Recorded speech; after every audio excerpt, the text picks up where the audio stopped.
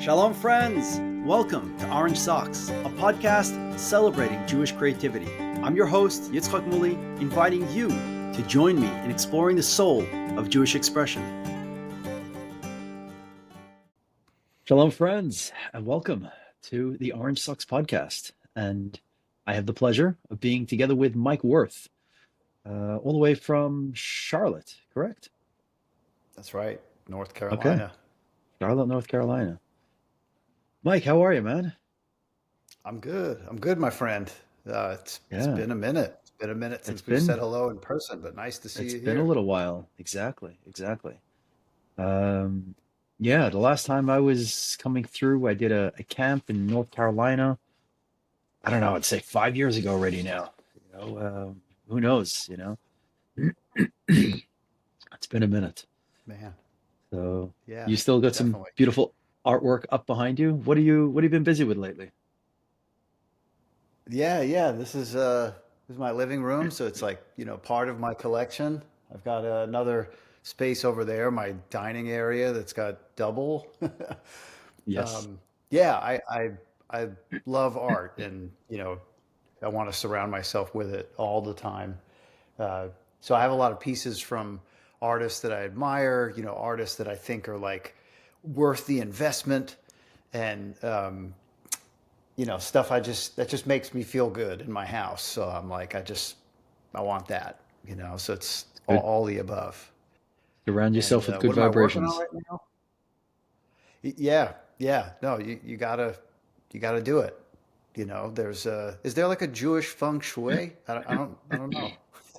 There is, Right. it's yeah, there's of course there's God's 613 mitzvot, but the Lubavitcher Rebbe Right. gave us what we call 10 mitzvahim, 10 mitzvahs that are like kind of starter mitzvahs, not so much, starter mitzvahs, things that you could do alone.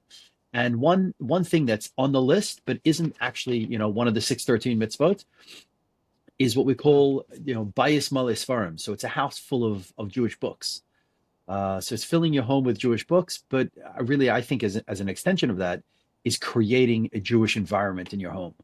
And as Jewish artists, we're definitely I up love there. that. The impact of Jewish art, good Jewish art, meaningful Jewish art on your walls definitely creates some spiritual Jewish feng shui going on.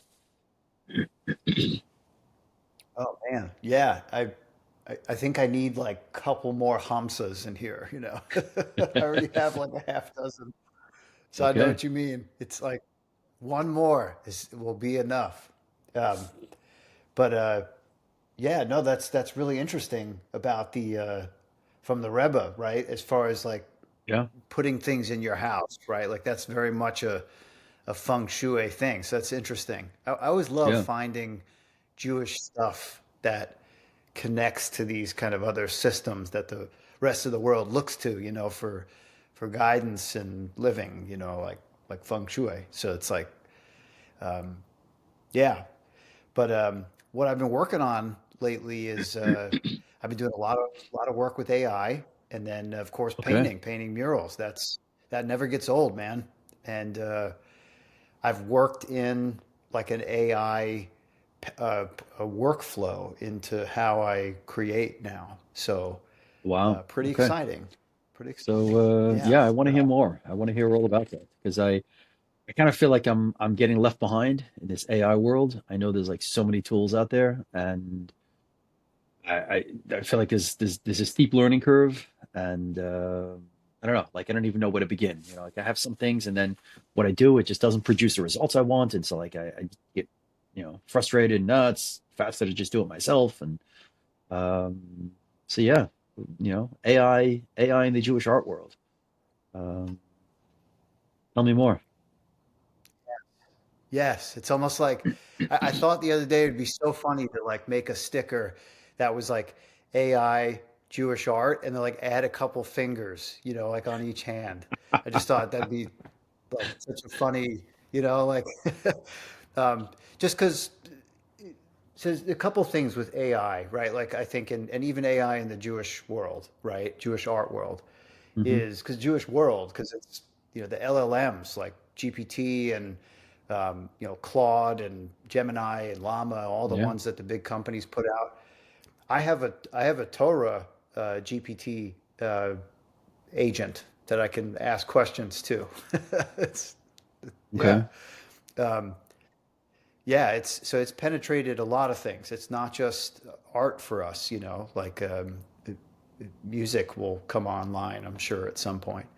But Right. anyway, the big thing with it is that, like, you know, AI is uh, it had a hype point, where I think once like GPT 3.0 or 3.5 or whatever came out, and it like blew everybody's mind, and then the image editors and things had come out, and everybody was like, "Oh my God!" Um, and Yeah, people got scared, and I think we're still in that kind of scared moment, but I've been enjoying every second of all of this. I know it's a little scary, and I know like a lot of the advances have been very fast.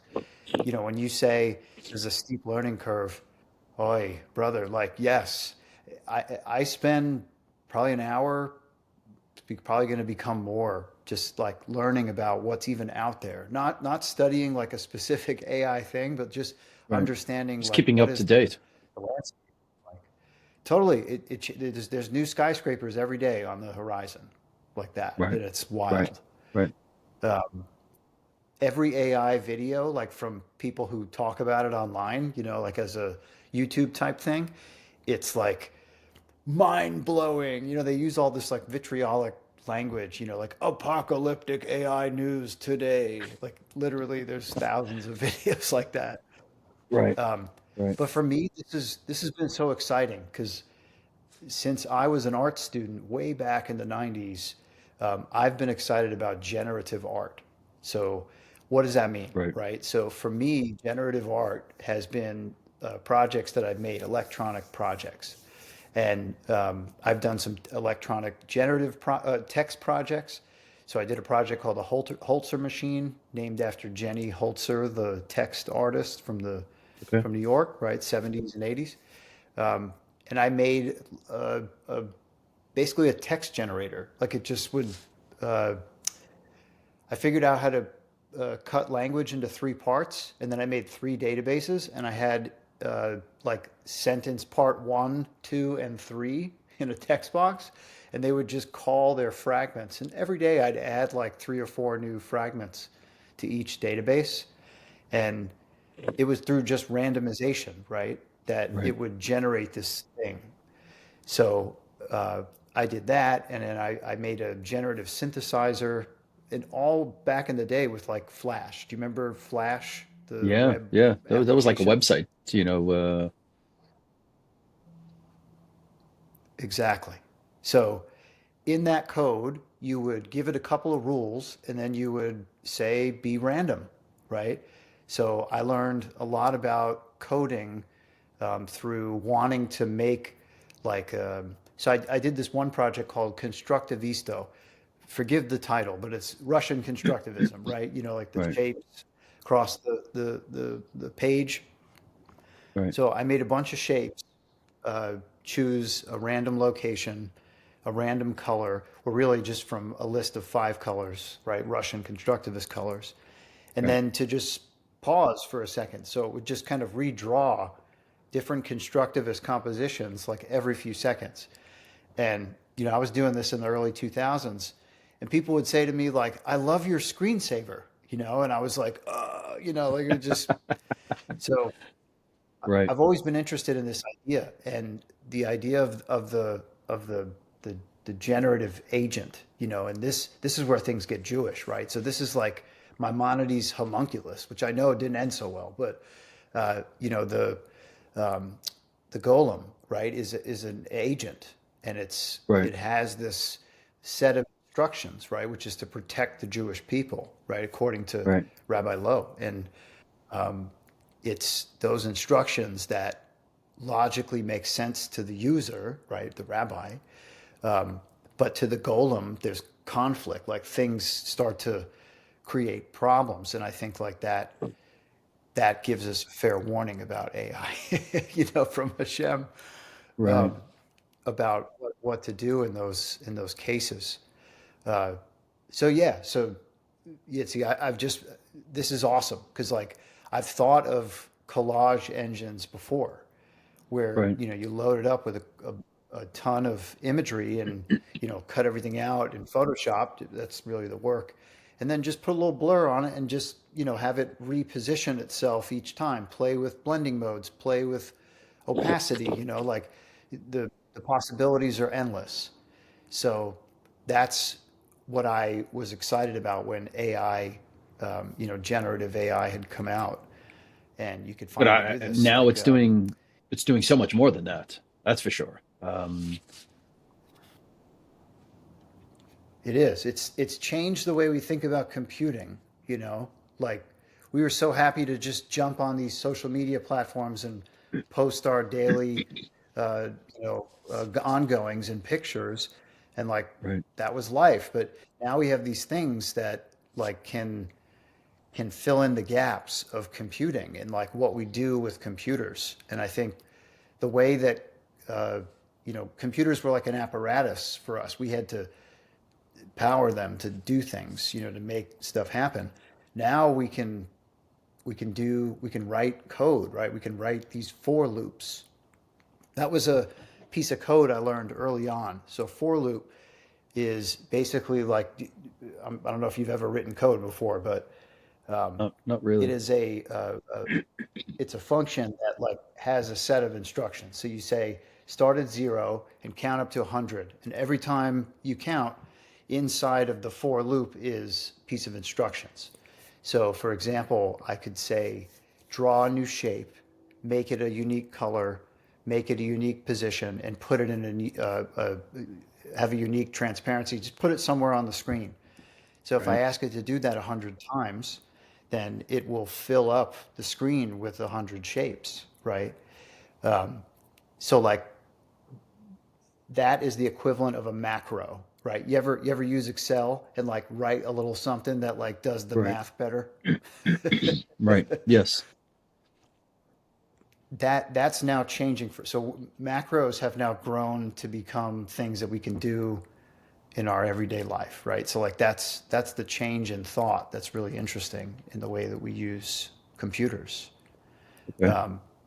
So yeah, it's hard to not let the idea explode in your brain. Um, but there are so many cool Jewish things that connect to this, and I think the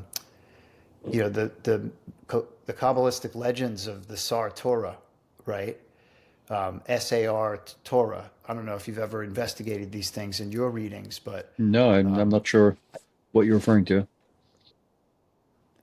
so the Sar Torah is I get if it's in the Bahir or the Yetzirah, but they're legends Okay. of a rabbi who can call an angel, and the angel then teaches the rabbi Torah, and he doesn't have to read it, he doesn't have to study it. So it just is. Uh-huh. It's like remember in the Matrix when he says, "I know kung fu." Right. It was I knew Veshilach, right? Bam, I Right. got Right. Right. it. And then so that's another example of like that I love that a medieval text shows us how knowledge becomes nonlinear, right? It's almost like the Babel story, you know. Um, so yeah, that's what I love about uh, thinking about AI and thinking about Judaism is that there's a lot of stories that like couldn't foresee this technology really, but speaks to the ideas that the technology reveals or the technology focuses on. So Right. it's fascinating. Yeah. I mean, I suppose, using the golem as an example is a fair, starting point. But I mean, maybe I don't fully understand. Where, what, or how does AI, generative AI, differ from what we've had till then? To talk to some of these algorithms that you wrote of putting shapes down on a page or down on a shape. And then how can we And the next question is, how to best utilize, how to best take advantage of all these tools that we have at our fingertips. That so much of it seems that there's prompt engineering. You got to put in something in order to get something back, but that the what you get back is on a completely different you know uh, plane than what you put in. It's almost it's definitely not. But this idea of yesh ma'ayin, something from nothing, that God created the world, something from nothing. Like the classic an artist, an artisan. You take paint and you put it on a wall and you have a mural. You take gold and you hammer it and you beat it and you turn it into a whatever, a ring or something. But you're taking an existing material and you're playing with it. And with the AIs, you put in a bit of put in a few words, tell them make me a this, and you get so much else back. Um, that yeah, yeah, I'm still I'm still in the text prompt. I haven't found any. None of the visuals have worked yet for me. In the image generation. Um, so we're still early days, I Yeah. think. But there's so much to learn, and then there's so much to work out. How to apply and how to make it our own voice rather than its own voice. Yeah. Yeah. No, you're right. That's absolutely true. And a lot of times when I talk about this, like generative AI, and how it impacts art, art and music, I think are the two places that have really like, and maybe like textiles, right, have really been the ones that have been computationally the most, how would we say, has gone through the most metamorphosis computationally. Uh, Right. while language, written language, has still has gone through many of those changes too. It still requires the human to type out stuff. Like we, what I'm saying? Like we've had generative music, we've had generative art, and we've had generative pattern textile. The Creation. machine Right. can yeah, like can just poof. And I think for the first time in probably history, writing is seeing their sampling age, their generative age, where now all of a sudden something can do what they can, right? Whereas before, the camera could do what a painter could do, right? What humans had Right. been working for a century to master as realism, Right. the camera destroyed it, right? Um, mechanical musicianship has existed since the Victorian era, right? Right. Forget about the Right. drum machine and the synthesizer. Right. Right. You know, in Japan, I saw a player piano play Mozart, and then I also saw a mechanical violin, which blew my mind. Right. Right. And so writing has really, they're the most scared because I think they're going to see what we saw in previous generations, which was a shift in how we do things, right? Right. And But but say that. you Go ahead. Finish. yeah, but you hit a great point. Was that like eventually you observe the aesthetic of what this thing does, and Right. you remember or at least can appreciate, if you weren't born in that time, the time before and the time after, right? Or conscious Right. of it.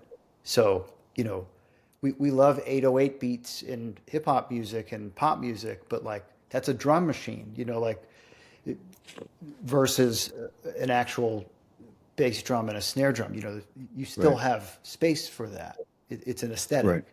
Right. Sorry, I But the interrupted you. thing, I mean, no, just again, trying to wrap my head around it and understand it.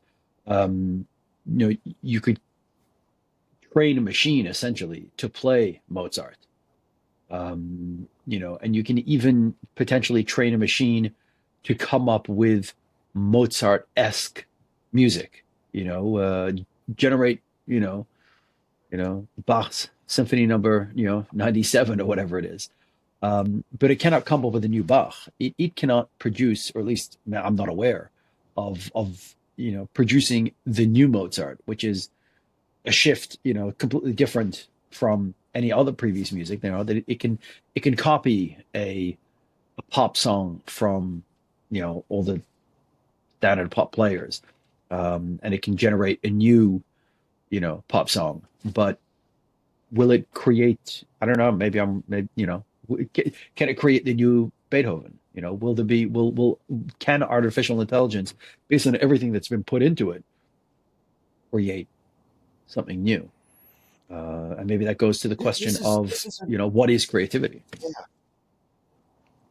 which is a great question, and I think AI helps us really understand what creativity is, right? And it allows us to question it in a way that we've never been able to. Um, so, um, yes, often I hear a lot of people. Um, you said it earlier, right? If this is the spectrum of AI, like we're very much at the beginning. We're like still at this area. So like what you're talking about is like, can it be Beethoven, right? Which is like Right. uh, on a scale of creativity. There's the 4C model. You should Google that, man. You'd love it. It's even something I do with my students. So the 4C model goes through four levels of creativity, with capital C being Beethoven. Like generally people who are in that capital C are dead, right? Okay. And they appreciate it in their after in their post mortem, right? Like that they're so great. Very few get it in their lifetime, but like the next C is like professional success with creativity. Okay. So like you create an amazing menorah on the side of the river in New York City, right on the Brooklyn side. Oh Yep. my gosh, you know what I mean? Like you have reached that sea of creativity, right? And Okay. it's not that you need to die to go to the next level, but like Mooley, when you fundamentally change menorahs for the next 1,000 years, you're going to be in that capital C, right? Bezrat Right. Hashem. So where things land in terms of like the creative act and then its impact, because if you look like those creative acts could very much be of incredible talent and caliber. They could fall on any level. It's always about the impact of the creativity. So this AI will have to do something in a way that creates such an impact that we just can't see any other way. You know what I mean? Like in itself, it's happening like in the technology. Um, but you asked a question earlier, two parts. So what's different between what we were doing before, what Mike in the 90s and the 2000s was doing before compared to now, is that the key when I was telling you about my project, the Holzer machine, was that I, the artist, had to Right. enter in new stuff every day. So it was pretty slick that I built a scraper of CNN and Fox and other websites for news headlines. Um, but I still had to sift them out and pick out good ones and plug them in. So once I plugged it in, uh, the machine learned. Now, AI, machine learning is automatic. As soon Right. as you, Mooley, type in like a prompt, like show me a picture of Bart Simpson with a carrot head, like you just taught that system about Bart Simpson and carrot heads. Right. And the more that happens, the more it learns. Um, so that's the thing, is that these new tools, they use machine learning, so they actually grow, and they Right. actually you know um, it's it's it's that midpoint that the human being was doing in computers between Right. here and there, right?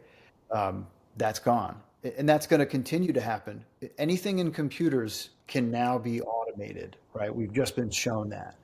So us who use computers, we still need to do what we do, but like that, let's take the procedural, the doing the dishes and the laundry side of what we have to do on computers, right? And let's hand that off to the technology so that we can be creative.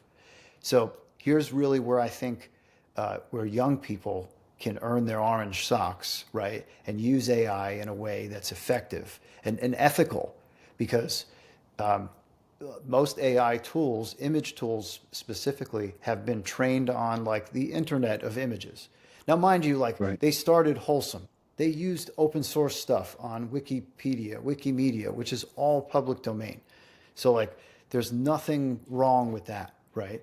There's a ton of art, public domain art from Right. masters that's on that space. Okay, so but mind you, they also did scrape like DeviantArt and like a ton of other websites, Right. and took a lot of well-known artists' work. Okay, 100%. that's what made the it's called Lion. It's LAIONN. It's like this acronym, and that's for AI image database. It's like the this huge set of data that they use to train many of the first models, and they still use. It's Right. growing constantly. So the thing is that the only way to ethically use AI right now for your work is to use it Right. for ideation. So we were talking before about AI is going to be great at teaching us about being creative, and I think that's the key. I think everybody misses the point when they look at, well, what is the output that AI puts out? It's stupid, or it's bad, or it's not doing what I need it to. So therefore, it must not be good, and it's like just a waste of time, right? And it's like that could easily frustrate a creator. But if you can say no to the output, let me not do that because it's not ethical. I'm technically stealing from other people Right. to make my Right. art great. So like that's not good, right? That's a shanda, not a mitzvah. So the mitzvah of AI is to then use it purely as an oracle, as an ideation machine. So um, if you open up any AI tool and you want to get ideas, start to put your dreams in there, Yitzi, right? Like if Right. you're like trying to come up with this menorah idea, I don't know, sorry, I'm going to your menorahs, but like No, go let's say for it. Yeah. your cup sculpture, right, where you do the pouring over, which is brilliant. So, like, what if you thought of other sculptures? I'm sure you have, but like, this is where you use AI to help you do that. So, whether it's GPT or an image making tool, like, start to ask questions about your ideas, if you know what I mean. So, like, the way everything's text based. So I always start with like a GPT. So I'll open up GPT and I'll ask it like, all right, I'm thinking about, for example, when I'm working on Parshat art, right? I'll say, I read the Parshat, right? I thought of this and I thought of this and I thought of this. Help me make sense of this, right? So it can then give you ideas and say, well, if you combine these three things, it could mean this, right? I can say, all right, well, give me some symbolism. You know, is there any art I could look at that could inspire me? And if you ask the GPT this stuff, it's one of the greatest Google searches you've ever done, right, to get inspiration. Once you find the thing you're looking for, you can take it to the next level, right? So like even if that's all you want to do with AI to get ideas, great, right? Then take whatever it stimulates and spurs and then run with that, Right. right? Put it Right. away and run with that. But if you want to get a little more into it, there's some tools out there that will let you, like, so for example, I'm using this tool now. I just started using it. It's called Draw Things, and it's for Mac. I don't know if there's a Windows version, but it lets you like so if you generate an image and it like gets kind of like close to what you are interested in, you could ask it to keep the color palette or keep the composition or like borrow the aspects of the image like the content and things like that. That is like that's making me go whoa because tools I've used in the past I've had to sit and be a prompt engineer, and I know folks are like training hard to become a master prompt engineer. You should do it. Right. But what I would say is you use an AI tool that is a text generator to make prompts. Um, like use ChatGPT and say, I'm using Stable Diffusion or Draw Things, right?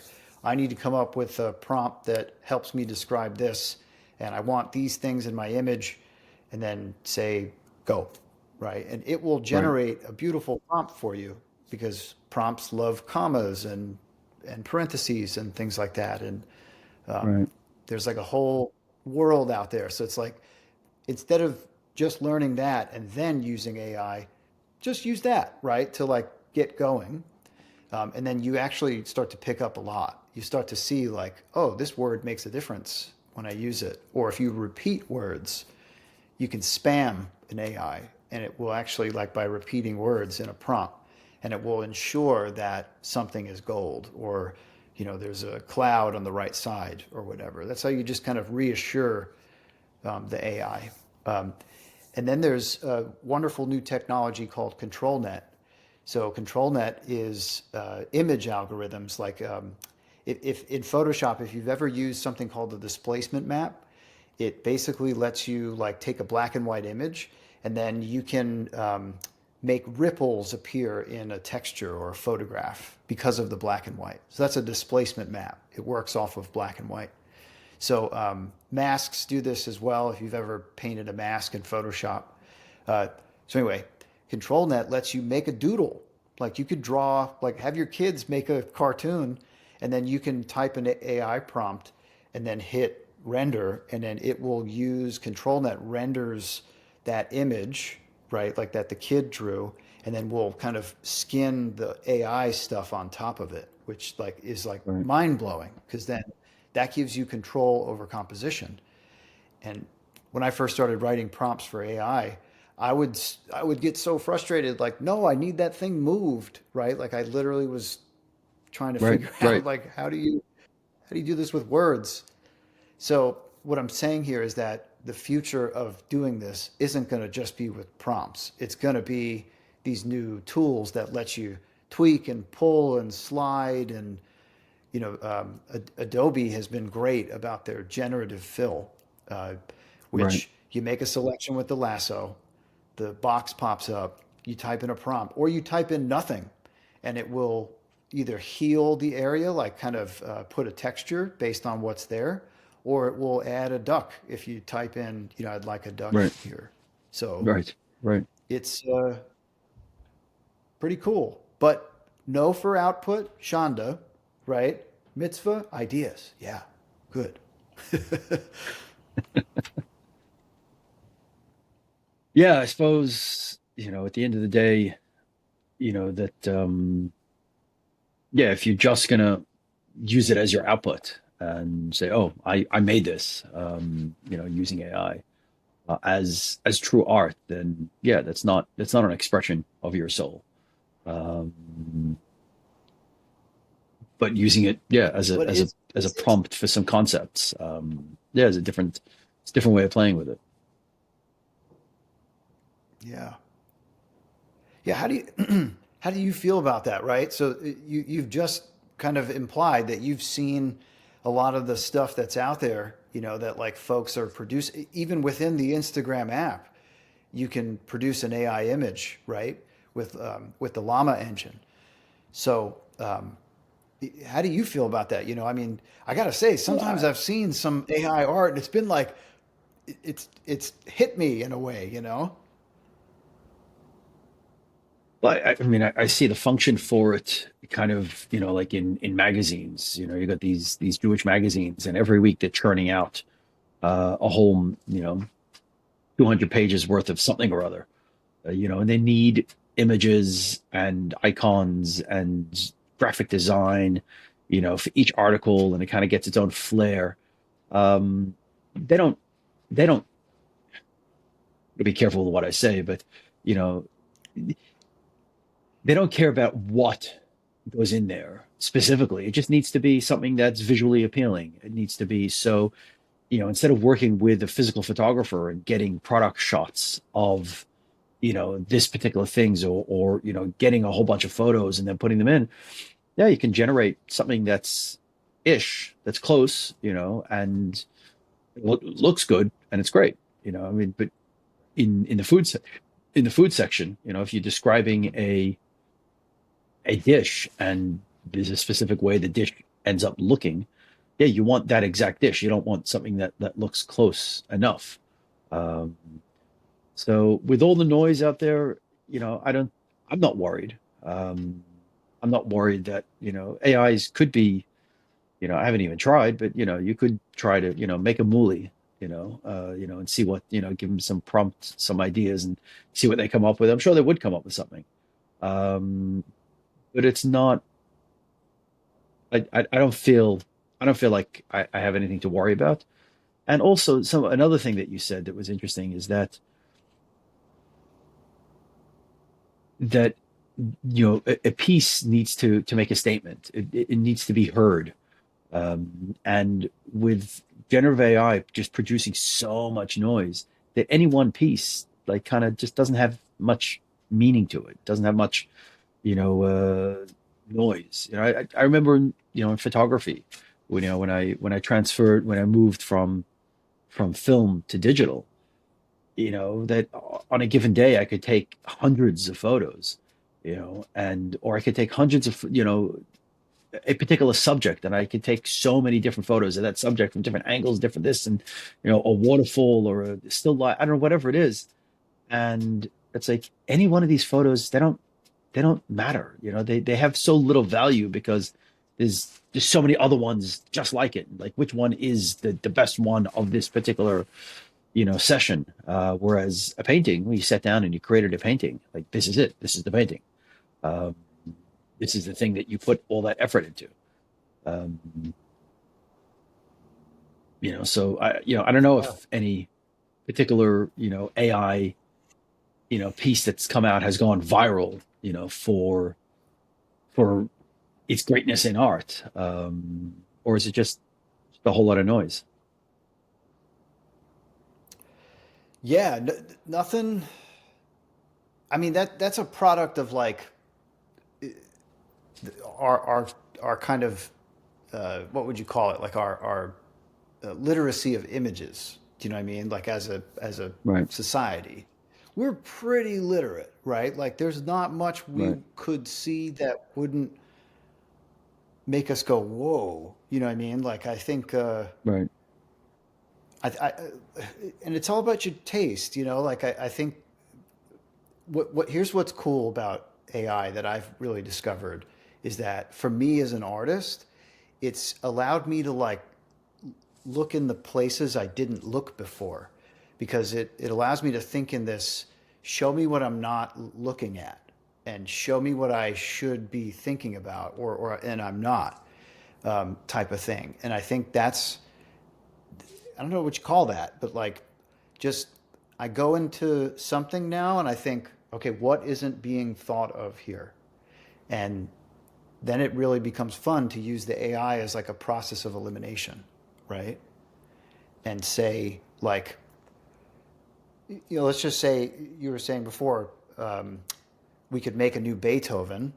Well, sure, right? Like we could remake Beethoven's music. And what's interesting is that what you made me think of was that uh, we essentially the AI would study Beethoven and look at him as a right, system, right? Say right, like of the notes that exist, he used all of these and he used a bunch of these here and less here and more here and over the years and there's like all these ways we could kind of visualize and represent like just all the data of Beethoven, right?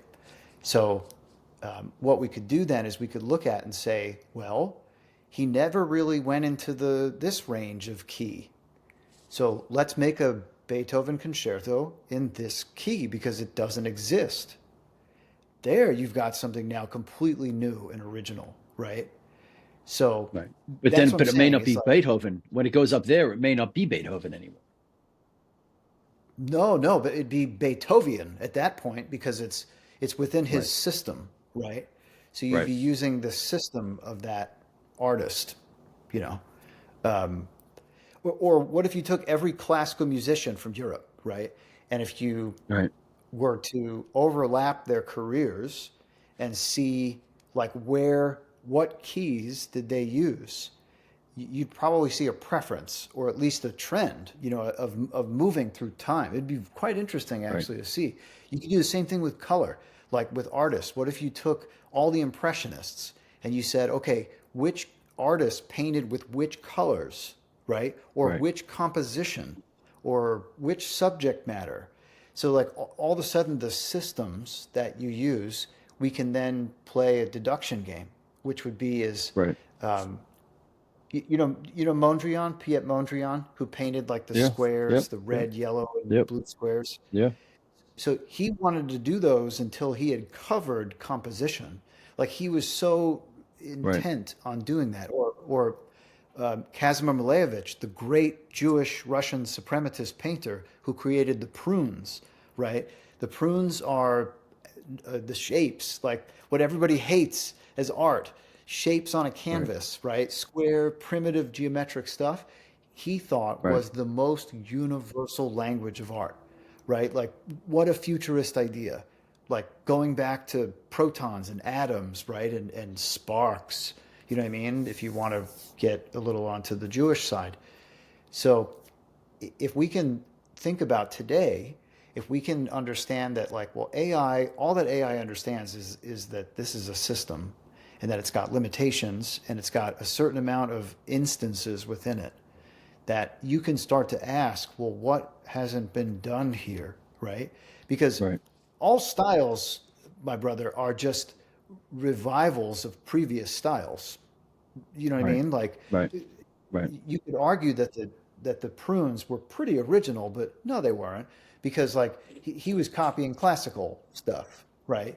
He just Right. decided to make it, or cultural art, you know what I mean? Like a patterns, you know, geometric patterns, things like that. They've existed for Right. millennia, right? So once we just understand that, like, you and me and all the artists out there, we're just combining styles, systems together that like form our Frankenstyle that we think is so unique and wonderful and everything, right? And it's like, once we realize that, then using the AI tools can just serve that, right? It's like, Right. it's the, Right. instigate creativity. You know, Right. let's follow a path that we don't normally follow. And it's interesting what you find Right. out, you Right. know. Right. Yeah, absolutely. One thought that comes to mind as you're describing this and in the generative and different forms is, according to Torah, according to Kabbalah and Hasidus, that, what is creativity, or what is the creative process according to Kabbalah, um, is is the acronym of Chabad, of Chachma Bina Dat. So it's loosely translated, wisdom, understanding, and knowledge, which is just, different words for the Knowledge. same thing. Um, but the creative That's the, process, the according to, center triangle, right? In right, the yep, Sefirot, right? The Bina yep. Chokmah Dot, right? And Dot is like the ultimate achievement once you've like mastered all the Sefirot, right? Uh, well, yeah. So it's the beginning of, I mean, it's Chabad and then Chabad, Chagas and Nihis. I mean, of the 10, there are other, levels to go through. But the way I understand Chachma is really the creative process. And the way it was taught to me is that what is Chachma? Chachma, the Hebrew letters of Chachma could be broken up into two words of Koach Ma, the capacity, the strength, the Koach, the tool of Ma. Ma means what? It's the tool of what? What does that mean? Is that it's the idea of surrender and the ability to say Ma, to say I don't know. And the preamble to that is, what do you mean that you don't know? Is that when you hit an impasse, when you're working to understand a concept, and it could be in art and science and math and life and in anything, that there's a problem, you have a problem, and you're working for a solution, you're working towards a solution, you're working, and at some point you have this bittul, at some point you have the self-awareness that you don't know, and you say you say I don't know. And the I don't know isn't, a kid with his homework. I don't know. It's a deep I don't know. Is that there's an idea out there, and I don't have that answer. And that's part one of Chachma. Part two of Chachma is that this flash of lightning, the idea of the light bulb, as it's visualized, and that this idea comes to you. And the way it was taught is that it's your subconscious, it's your neshama, it's your Chaya Yechida talking to your Nefesh Ruach Neshama. It's the upper elements of your soul, your subconscious talking to your conscious soul, and that's Chachma. That's that spark, that idea, that concept. And Bina is all the development of taking that idea and developing that idea and opening up that idea. And perhaps all this AI can only do Bina. It can only just take what's already there and look at it from different ways and say, oh, what wasn't part of the equation, and analyze these huge data sets. But it can only work within the realm of Bina. It doesn't have the capacity of Chachma. So that, a genuinely fresh idea, a new idea. So it's working with all the details that's already out there, but nothing. At the same time, yes, En Chadash Tachat Shemesh, there is nothing really new in the world, but maybe it gives me hope. It gives me hope that it can bina from today till tomorrow, and really bina is the hardest part. You can spend a lifetime. You have an idea, you have a concept, but then it's developing it and bringing it to the world is where the hardest part is. And so if AI is a tool to help us take our ideas, our chachma, and be able to implement it, then it's no different than the camera, no different than the photocopier, and no different than the internet and all these other tools that we've had till now. That this essentially isn't. This tool perhaps isn't that much. It's different, but it's not that much different than all the other tools. Yeah, well said. That's interesting. You got me fascinated now on that. I'm going to investigate. Um, yeah, no, I think that's well said. You can't get Hokmah out of this type of a tool. It, it it makes the Hokmah inspired in you. I mean, I think Right. that's my takeaway is that it's really an oracle, is that you got to act. You get information from it, you get inspiration, you get what could be and what you've not done. You know what I mean? Because it sees, it has it's a great mirror, as to like really what you are and are not doing. You just kind of have to give it some information, and then I think you're right. Like one thing that's very interesting that you talked about is I'm always interested in how modern systems and Jewish systems really and medieval and ancient Jewish systems really interplay. And when you were talking about Chokmah Bina, there's this idea of when you're being creative, you have to have divergent thinking, and that where any idea is possible, uh, and then you want to be convergent afterwards and really test the ideas and see, are they going to work, right, or is it pie in the sky? Um, Right. and that it's hard for people sometimes to get divergent and think really wildly, and then you have people who can't be convergent, right, and they're just always pie in Right. the sky. And then you have the opposite, right, who are always naysayers. They're like, that's a terrible idea, it's never going to work, right? Like that's Right. so I feel like that, the way we oscillate across the Sefirot, like between Netzach and Gevurah, um, that I think the Bina Chokmah, it's a similar Right. oscillation, right? Is that like the Right. creative Right. process has to be like, and then wait a minute, is it going to work? Right. And then, right, and it's this rise and fall. And you're right. I feel like for those of us who struggle with the transition between Bina Chokmah, right, or convergent, divergent, this Right. could really Right. be a great help, a great assistant. Yeah. Yeah. Yeah. But that Fascinating. largely the divergent is on you. So you can take in a lot of convergent, and then it's on you to develop your own chachma to really to create that uniqueness of the divergent of what could be. Um, yeah. Yeah, absolutely. It really is. A lot of AI, and you even said it yourself when you started up and you tried a couple of generations, you were not satisfied. That's most of the time you'd see. It's like, I'm sitting there going, this is terrible.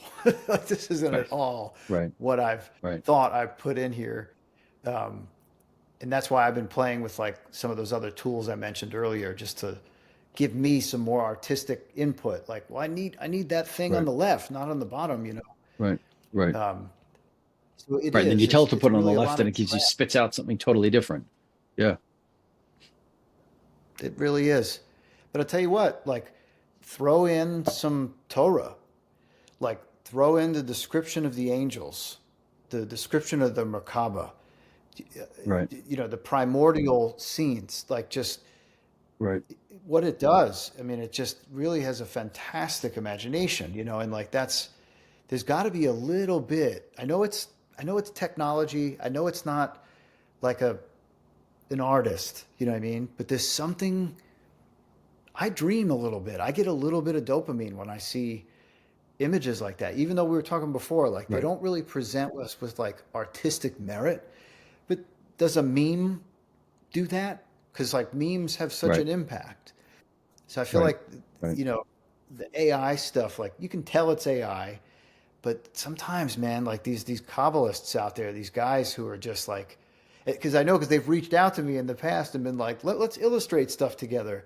And I'm like, Right. sure, and then this AI stuff came out, and none of them call me anymore, you know, Right. because Yeah. it I hear is, that. it's a that elevates you when you can, envisioning, right? Envisioning is Right. something that the Arizal talked about, right?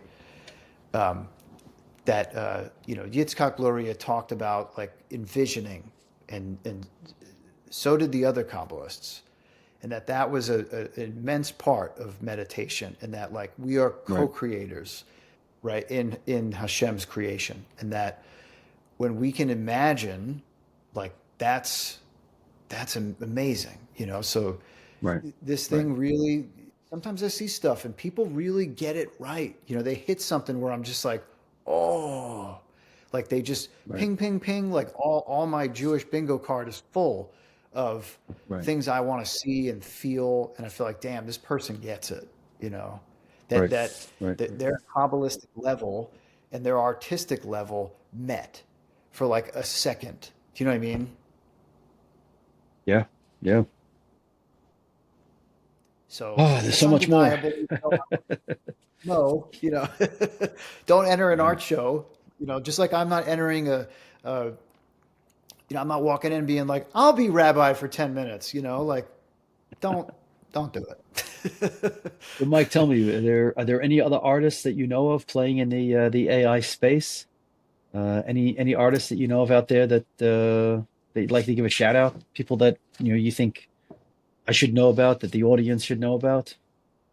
Yes, yes. Let me pull up quickly just because I want to make sure that I get their spelling of their information correctly. All right, so there's one artist in particular that I really, really like. Uh, I don't know their name. Uh,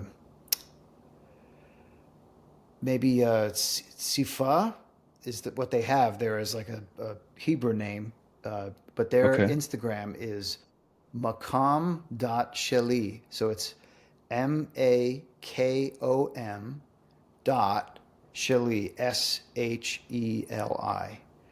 And Okay. yeah, their work is it's AI created. We've had conversations before about it, and they're particularly gifted because like they figured out how to like make the work just be consistent. Yes, my phone is black and white, Okay. by the way. It's something I've done to cut down on That screen time of time. night. It's working. Right. It's working. Yeah. Good for you. Good for you. Um, but yeah, this person's really great. And then I think probably I got to go with Dovi, with Hashem's warrior. Okay. I don't know if you know Hashem's warrior. Um, he I is feel like like a I've come across musician. it, He but I makes gotta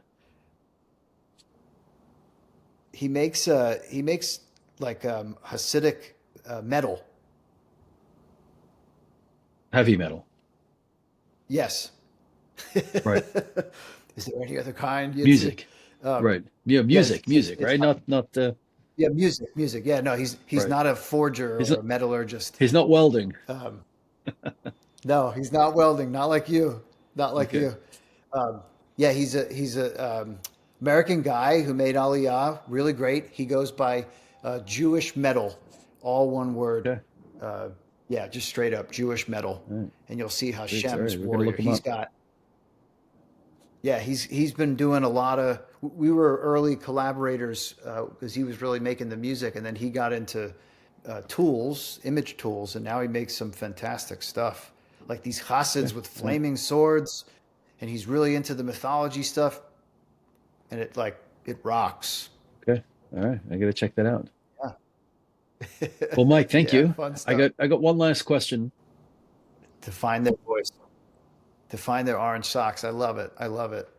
Um, I think one thing is, understand that like you're going to be an ancestor one day to descendants, and they're going to think of uncle or auntie or whoever as somebody, right? And if you're a Jewish creative, there's never been a time in history to be more loud and more proud and more colorful and more explosive, and to go for it. Um, don't don't think about a career. Think about being a descent, like a being an ancestor one day. Like that's really it. And in this world of AI, is like use it or lose it, man. Like just figure out how it works best for you. Shonda for output, mitzvah for ideas. You'll never go wrong. היום נעשה משהו בלתי נשכח